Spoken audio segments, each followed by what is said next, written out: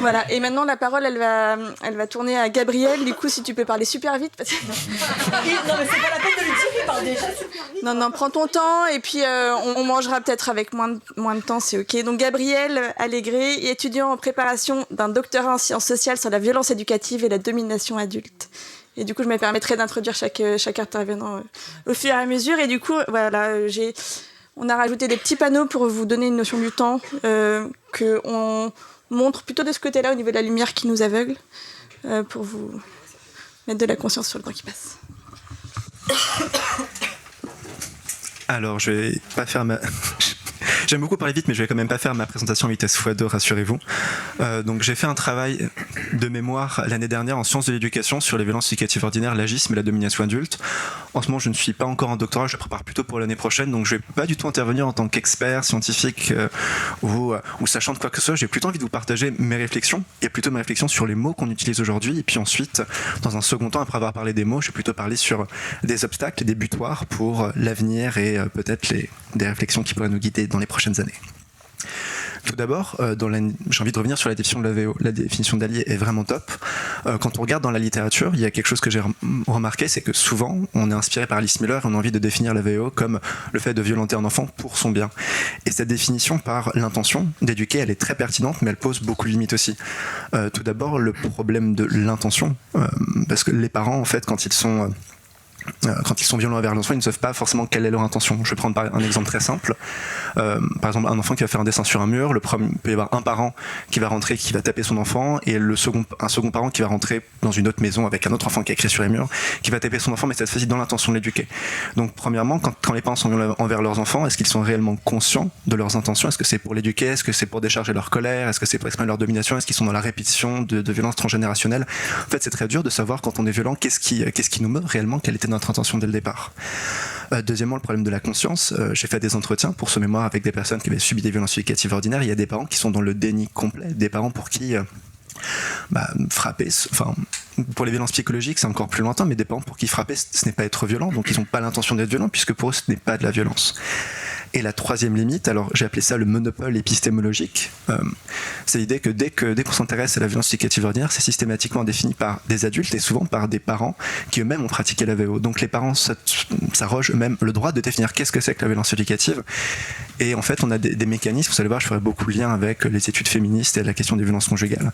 On définit la violence pour s'en extraire, c'est-à-dire on va définir le prototype du parent violent pour dire voilà, ça, ce sont les parents violents, ce sont les parents maltraitants, ça ce sont les VO, mais moi je me situe en dehors de ça. Donc le monopole épistémologique, donc le monopole de la définition de la VO, on l'utilise pour s'en extraire immédiatement.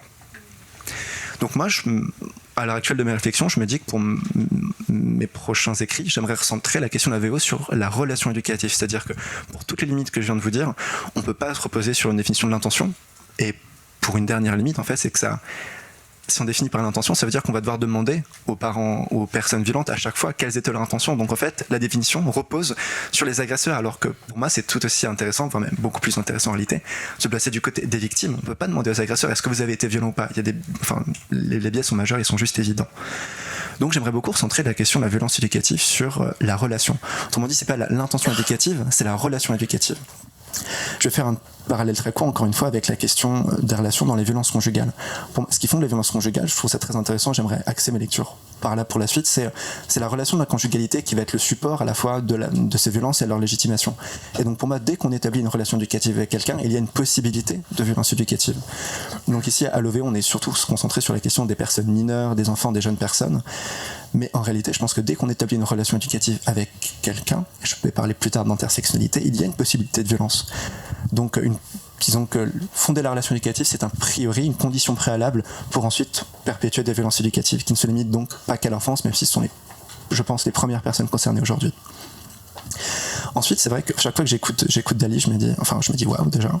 Et dans un second temps, c'est vrai que la définition de violence éducative ordinaire est passionnante. Et ce dernier mot m'interroge beaucoup sur le côté ordinaire.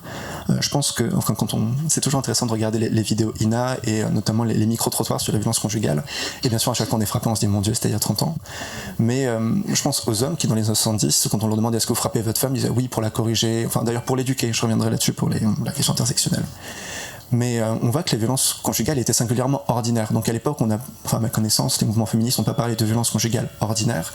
Et aujourd'hui, avec la violence éducative, on est encore dans l'ordinarité. Alors il y a sans doute un déplacement, mais je me demande si dans les prochaines années, si on réussit aussi notre militance à l'OVO, est-ce qu'on ne devra pas simplement parler de violence éducative? Est-ce qu'on n'arrivera pas à faire tomber ce caractère ordinaire? Je vais prendre appui sur les entretiens que j'ai faits, par exemple la question du martinet. Il y a beaucoup de personnes qui m'ont partager leur expérience du martinet, et je pense qu'aujourd'hui il y a eu un déplacement, c'est-à-dire que le martinet pouvait sembler singulièrement banal et commun dans l'éducation des enfants, puisqu'aujourd'hui si un parent sort son martinet, je pense qu'il y a beaucoup plus de personnes qui ont envie de signaler cette personne et de réagir un peu plus vivement, en tout cas je l'espère. Donc je pense qu'il y a un déplacement. Par contre les violences, a priori les fessées et les gifles, quand on regarde les réactions, c'est une araignée d'accord. Ah ok. Défends-toi là. Oui, coucou. J'ai un ou une interlocutrice de plus.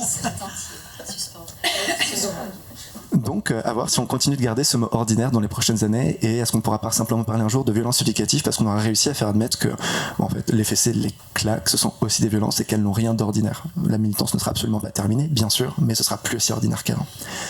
Ensuite, j'ai envie de faire une petite intervention sur la question des dominations. Alors, il y a 3 mots qui cohabitent aujourd'hui dans la littérature. J'aimerais bien vous proposer un petit peu comment je les perçois et comment est-ce qu'ils peuvent être pertinents. L'idée, c'est absolument pas de les faire s'affronter les uns entre les autres dans un Hunger Game épistémologique, mais plutôt de voir quelle est leur pertinence réciproque.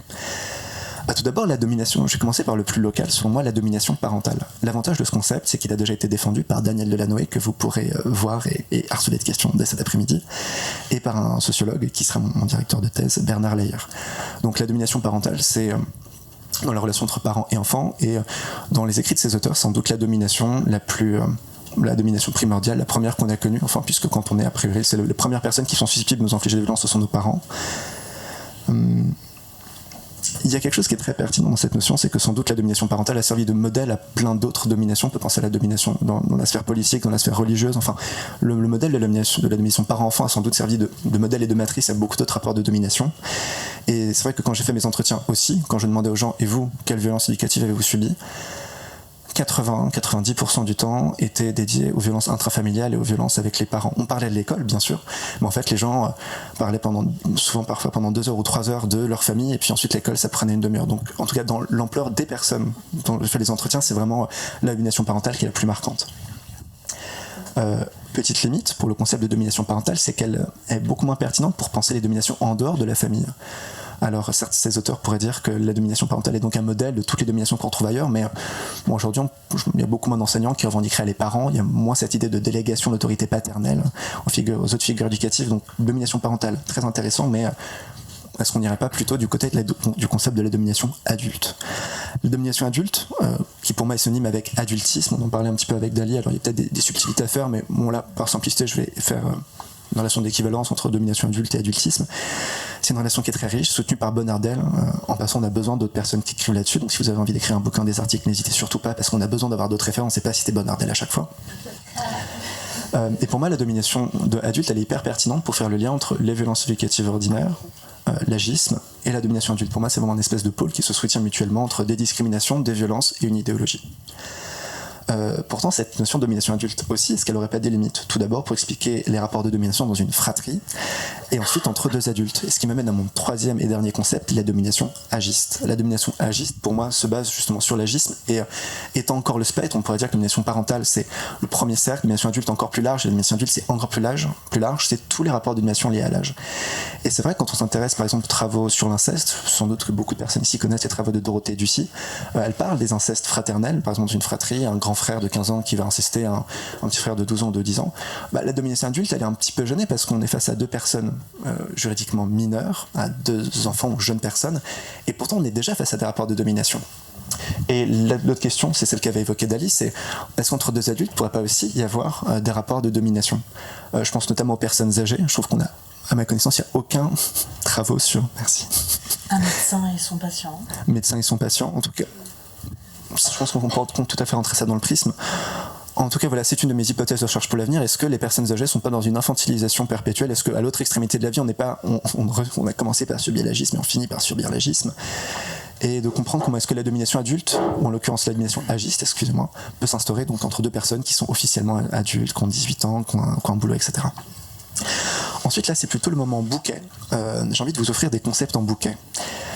C'est des concepts que j'ai utilisés dans mon mémoire et qui, je pense, pourraient être pertinents. Le premier, c'est le concept d'adultocentrisme, l'idée que quand on écrit sur la question de l'enfance, des dominations et des violences éducatives ordinaires, on a toujours un point de vue d'adulte. Alors on a aussi bien sûr un enfant, enfin, on peut croire on peut être en lien avec son enfant intérieur, mais bon, mine de rien, c'est quand même très dur de se décentrer, donc il y a toujours ce biais de l'adultocentrisme dès qu'on écrit, qui est extrêmement présent dans les sciences de l'éducation, bien évidemment. L'humour agiste, je pense que c'est important d'en parler. On a identifié l'humour sexiste, aujourd'hui on s'est très très bien identifié. Par contre, l'humour agiste, on en est encore loin. Petite anecdote familiale, pause interlude anecdote. J'ai une cousine hyper sympa, dont je vais pas dire le nom, qui est féministe, qui est écolo et qui est au top, et puis elle est devenue maman il y a pas longtemps, et cet été on était on va dire dans le Gers, continuons d'anonymiser. Et à un moment elle parle de son enfant, puis elle dit oh bah tu sais, do claque et au dodo, et voilà, et lol, enfin bon, c'était une blague. Et donc ça m'a frappé à ce moment-là de voir à quel point des personnes qui peuvent être extrêmement militantes et conscientes de beaucoup de domination et de violence, en fait, dès qu'on parle de violence sur les enfants, d'un coup, bon là c'est bon, on peut se relâcher un petit peu, c'est bon, on blague, on met des claques et c'est drôle, on joue les parents autoritaires. Bien sûr, ce n'est pas son cas, et heureusement, c'est beaucoup plus simple pour moi aussi d'être son cousin du coup. Mais voilà, c'est la question d'humour agiste, et j'avais travaillé sur la rhétorique des parents violents. La loi de 2019 était passionnante parce que en 2019, on a pu voir la rhétorique adultiste à l'œuvre, parce que sur les réseaux sociaux, on a vu des milliers de commentaires de parents qui défendaient la domination adulte et les VO. Et donc là, je vous en fais un échantillon, mais en fait, il y en a plein. C'est, je cite, la fessée interdite, pas grave, on va leur mettre des low kicks. Et en fait, il y en a plein. Bon, il y a de blagues avec des tisons brûlants, avec des barbelés. Bref, j'ai pas envie de vous faire un éventail comme ça. Mais la question, c'est d'ailleurs pourquoi est-ce que quand on parle sur le mot sexiste, on est capable d'identifier ça. Par contre, dès qu'on parle de blagues qui sont extrêmement violentes, on parle de maltraitance physique aggravée sur des enfants, tout de suite, c'est beaucoup plus banalisé. Autre concept, la question de la culture de l'enfant battu. Sur le même modèle que la culture du viol, je vous en ai parlé juste avant. Parler de l'enfant battu, en fait, c'était très intéressant de voir ces parents qui critiquaient la loi 2019 en disant ce qui compte, c'est les vrais enfants battus. Moi, je donnerais des fessées en rentrant, mais ça n'a rien à voir, et je suis outré par la maltraitance. Et donc, pour moi, cette idée de la culture de l'enfant battu, ça permet de définir l'enfant battu comme étant l'enfant de l'autre, c'est celui du voisin, c'est l'enfant battu qu'on a tous en tête, et qui sert un peu de modèle pour s'exonérer en tant que parent. C'est-à-dire cette espèce de couple entre parents maltraitants et enfants battus, c'est le même, a des similarités en tout cas avec le couple violeur-violé.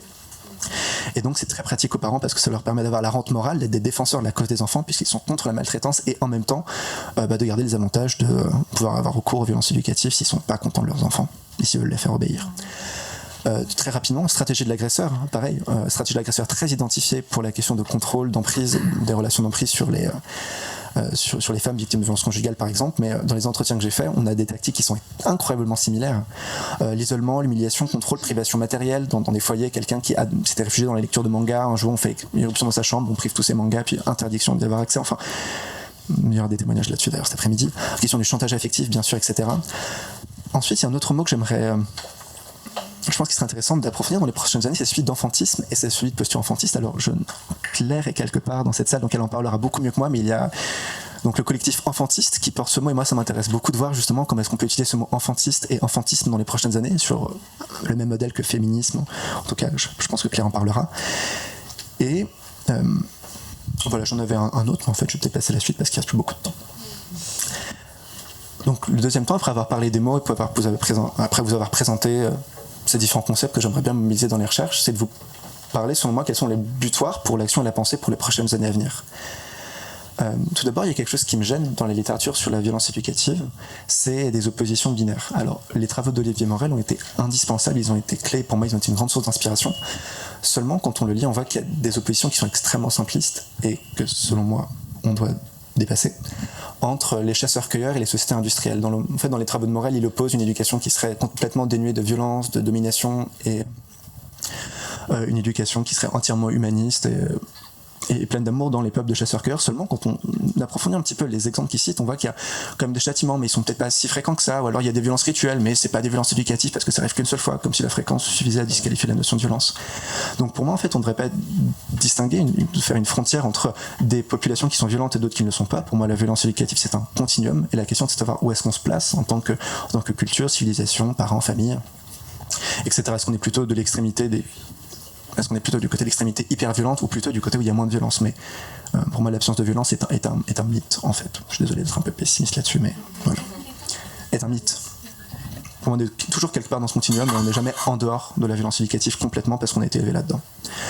Deuxième position qui est peut-être plus simple à critiquer, c'est les animaux. Il y a des travaux sur la violence éducative ordinaire qui défendent que la violence éducative serait une invention humaine. Alors malheureusement, on a de la maltraitance chez des espèces animales, même des espèces de singes. Je pense notamment aux macaques et des exemples d'infanticide. Donc malheureusement, on aimerait bien que l'être humain ait inventé la violence. Ce serait beaucoup plus simple, mais malheureusement non. La violence existe aussi dans d'autres espèces animales. Le deuxième point, alors j'étais à un colloque sur les rapports d'âge il n'y a pas longtemps et on avait parlé des travaux de Tal, Peter Bromerx, qui sont des travaux passionnants sur la question de la domination adulte. Mais je pense qu'une des limites des travaux de Tal, c'est qu'elle part de la vulnérabilité socialement construite de l'enfant. Mais je pense qu'il y a malheureusement une composante biologique et que l'âge devrait être toujours compris comme une variable simultanément et toujours en interaction entre biologie et société. À nouveau, ce serait beaucoup plus simple pour la militance si ce n'était pas le cas. Si l'enfant ne serait pas en situation de dépendance et si on ne vieillissait pas, ce serait beaucoup plus simple pour envisager une société sans agisme. Mais malheureusement, je pense qu'on doit devoir créer des liens entre les différentes disciplines, entre sociologie, anthropologie, entre biologie aussi, génétique. Enfin, pour moi, toutes les disciplines doivent s'associer pour comprendre l'âge, parce que l'âge est un phénomène qui ne peut pas être réduit à une seule discipline. En fait, pour moi, aucune discipline ne peut prétendre avoir le monopole de l'explication de la violence éducative et de l'âge. Ça, c'est mon petit chouchou pour les prochaines années, c'est la question de l'intersectionnalité. En fait, à ma connaissance, il y a très peu de choses qui ont été écrites là-dessus, alors que, en fait, c'est passionnant tout ce qu'il y aurait à écrire sur les liens entre violences éducatives ordinaires et violences qui sont liées au genre, violences conjugales. On pourrait faire une conférence et une journée d'études entière là-dessus, mais l'infantilisation des femmes pendant des années, la similarité de statut juridique, le fait que l'éducation est aussi utilisée comme moyen idéologique pour justifier les violences faites aux femmes. Bien sûr, les personnes en situation de handicap, qui sont, selon moi, dans une infantilisation permanente et éternelle, même quand ce sont des adultes de 50 ans, 60 ans, l'âge n'a plus aucune différence parce que ce sont des personnes en situation de handicap. On va estimer qu'elles ont besoin d'être éduquées, guidées, accompagnées, et bien sûr vont être exposées à des violences éducatives. Lissel parlera de colonialité. Je pense que c'est un lien à faire entre domination coloniale et domination adulte. Tellement de choses à faire sur l'intersectionnalité. Et pour terminer, j'en avais parlé avec Chiara, qui est présente ici. On a déjà la queer théorie pour remettre en cause les normes de genre et pour se rapproprier un stigmate, mais cette fois-ci de façon positive. On a la crip théorie avec la question de handicap. Et voilà, je pose ce concept maintenant, peut-être que je le remodifierai pour plus tard. C'est la Barat théorie pour la théorie des gamins. Et la question de refuser cette assignation, est-ce qu'on ne serait pas tous des sales gosses? Est-ce qu'on ne devrait pas revendiquer d'être des sales gosses? Dans l'idée de questionner cette assignation en tant qu'adulte, souvent, je trouve que le mot maturité peut tout à fait avoir un effet de contrôle et de police. On veut toujours se comporter comme des adultes et inversement on veut que les enfants se comportent comme des enfants, qu'ils s'intéressent aux questions écologiques, on leur dit qu'ils doivent plutôt se préoccuper de l'école. Donc cette question de la désassignation à nos catégories d'âge et de la Barat théorie pourrait être une piste intéressante pour les prochaines années, peut-être un concept à développer. Et peut-être pour un mot très simple de conclusion, pour finir même avec 1 ou 2 minutes d'avance, avec tout ce qu'on a dit, je pense que la protection de l'enfance est nécessaire et c'est super qu'on soit là ici pour se mobiliser, mais je pense qu'il faut dépasser l'idée de protection, il faut penser l'empouvoirment des enfants et leur agentivité.